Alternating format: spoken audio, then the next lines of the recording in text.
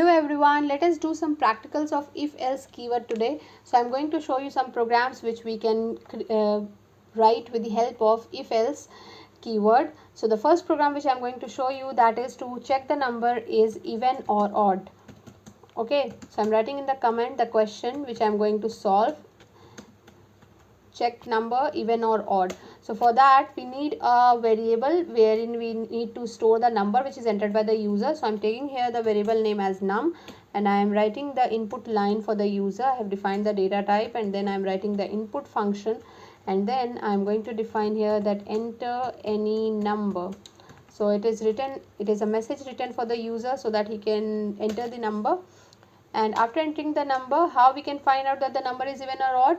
I have told you in the last video that when the number is exactly divisible by 2 and it gives us remainder as 0, so that is the reason I am using here mod operator. And then we are going to use a colon because it is a syntax of if, and then I am going to write the print statement that the number is even, and after that I am going to write here else, and then print number is odd.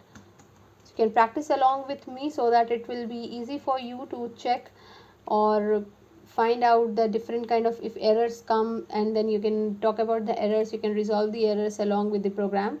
So do practice along with the video. So I'm saving the file and then I'm going to execute it. Okay, we find out the error here. What is the error? Okay, here I have not closed the bracket twice, that is the error I got here.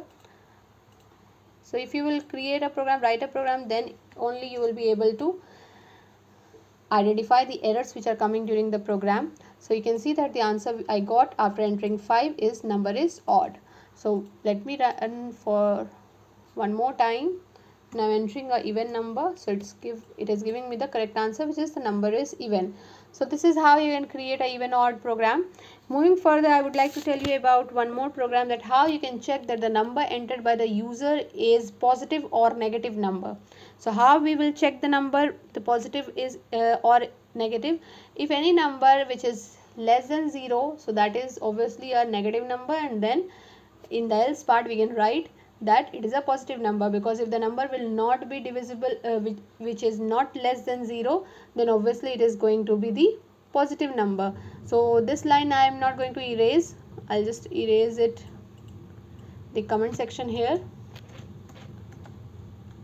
positive or negative, and here the num part is already written because I have to take the input from the user in the number. Now here I am going to check the condition that if the number is less than 0, then print the number is negative, or print the number is else. In the else part I am going to write here print the number is positive. So students, when this program will be executed, the number will the interpreter, the Python interpreter will ask for a number which will be stored in num, whatever you enter. Suppose I entered here, for example, I entered here -9. So it will come, the control will go to the next line where the if keyword is written, the condition is written. If the number is less than 0, so -9 is obviously less than 0, here the condition will get positive, then this number is negative, this statement will be printed by the interpreter. Now suppose when the first time the if condition goes true, it is will be printed, it will not jump to the else part, the control will not go to the else part.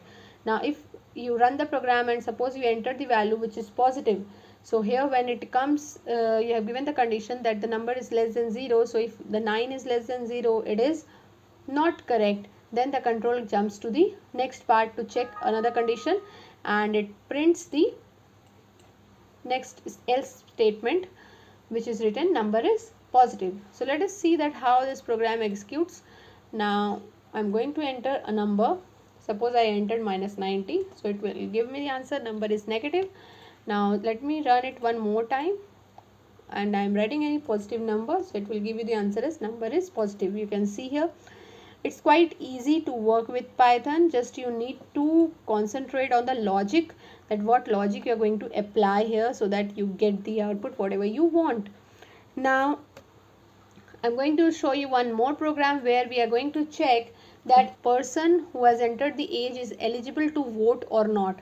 So what is the condition for a eligible voter? That is, the age should be greater than or equal to 18. Here we are using or working with different kind of logical operators. You can see that relational operators, that greater than, equal to, less than, equal to. So all those operators which you have learned in the last chapter, we are going to use those in the programs. That is why the theoretical part is now finished almost, and we are going further with the Python tutorials, in which we are writing the program, in which we are going to write the program with the help of those arithmetic, unary, binary, or logical, relational operators, and bitwise operators as well. So let's find out that the age, the user who has entered his age, he is an eligible voter or not. So I am writing here in the comment section, so that you can understand that what I am going to do here. So let's take a variable name as age. Age is equal to, I'm defining the data type, and then write the input function. I'm defining the data type as int. Why? Because the age is obviously going to be in a whole number, so I'm taking the data type as integer, not float, because it is not required obviously. Now I'll give a statement to user that enter your age for age to check eligibility. Okay, write an appropriate statement so that user can easily understand that what they need to enter there. Now I will check here if age is greater than equals to 18. So this is the condition which I have written. Now if the age which is entered by user, suppose I have entered here 19, so the age will be greater than equal to 18. The greater sign will get true. However, the equal to sign will get false, but greater sign, one of the operator will get true. So it will print this statement here. Print congrats, you are eligible to vote. You can write any statement, whatever you like, you want to show it to the user. I'm writing here congrats, you are eligible to vote.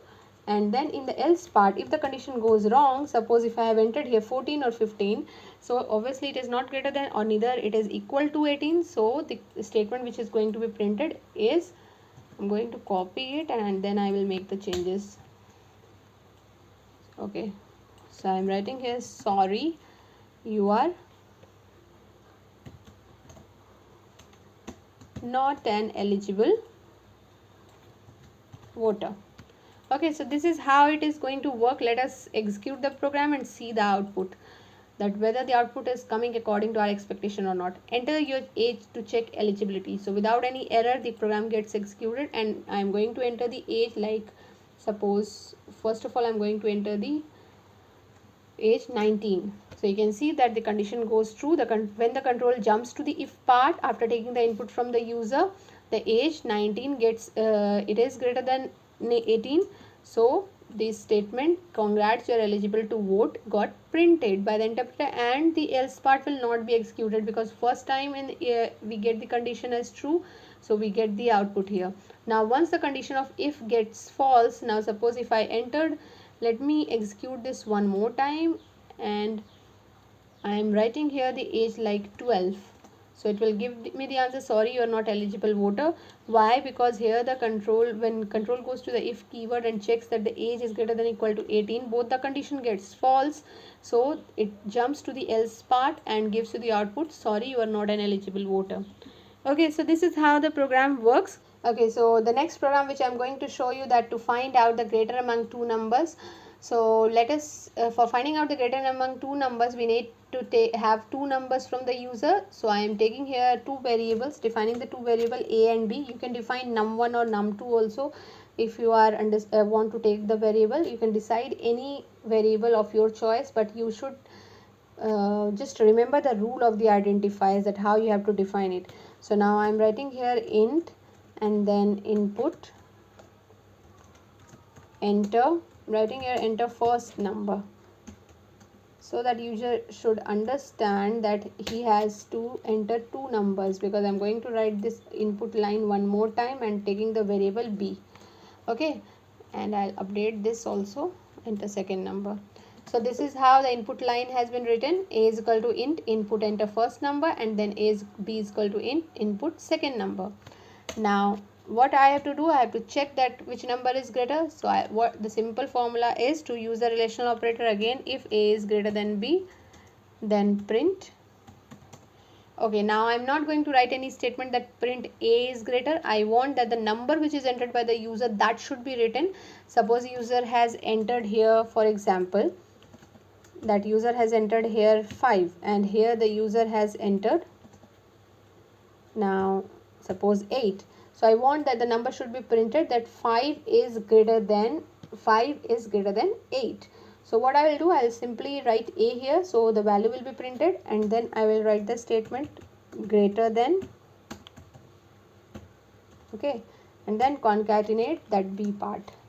The same way what I will do in the else part also, write the same statement, but it will be opposite, because if A is not greater than B, so obviously B is greater than A. So I'll write the same statement, but here I will write that print B is greater than A. Now see that how it executes. Let us save and execute the program, then I'll explain you. Enter first number. So the first number I'm going to enter here is 5. Now the control goes to the next line, again asking for the second number.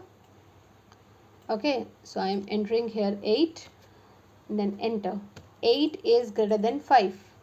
Okay, so once I have entered the first number, it is stored in the variable A. Then I enter second number, which is stored in variable B. So when the control goes to the if line, it checks that if 5 is greater than 8, the condition goes false. So the control jumps to the else part and then print B. So in B, what is stored? 8.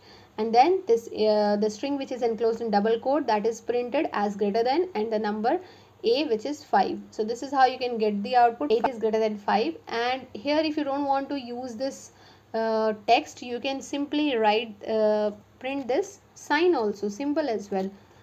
Okay, so you can work with the, you can say, the look of your output, that how it looks.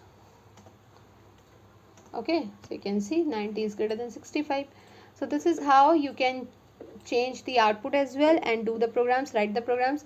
So students, that's all for today. You can just work on these programs. In the next video, I'll explain you that how we can work with nested if else, or how we can write more if conditions in one program. If we have 3-4 conditions in one program, so how we can use the if statement twice or thrice in a program. And till then, stay safe, stay